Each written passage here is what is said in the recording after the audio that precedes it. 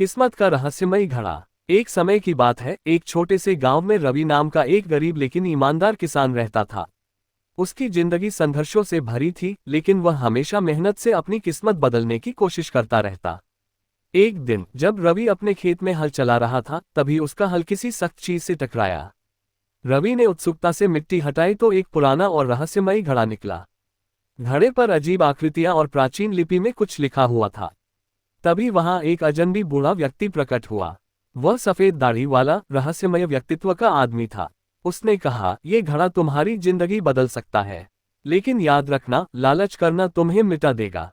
रवि ने बूढ़े की बात पर ध्यान नहीं दिया और घर ले जाकर घड़े का इस्तेमाल करने लगा। उसने उसमें एक मुट्ठी चावल डाला और चावल 100 गुना हो गए।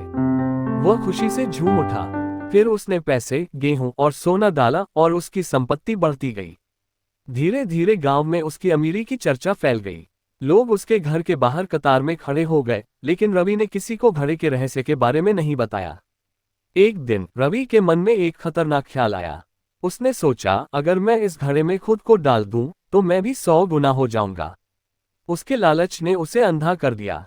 उसने घड़े के अंदर झांक कर देखा तो उसे अंधेरा और चमचमाती रोशनी का घेरा नजर आया। वह घड़े के अंदर कूद गया। जैसे ही रवि घड़े के अंदर गया, वह गायब हो गया।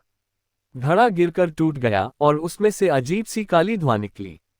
उसी बूढ़े आदमी की आवाज चारों तरफ गूंजने लगी, ये घड़ा लालचियों को खत्म करने के लिए था। जो अपने पास है उसकी कद्र करना सीखो। उस दिन से रवि का घर फिर से खाली और वीरान हो गया। गांव वालों ने घड़े की कहानी से सीखा कि लालच का अंत हमेशा बुरा होता है। शिक्षा, जो हमारे पास है उसकी इज्जत करें।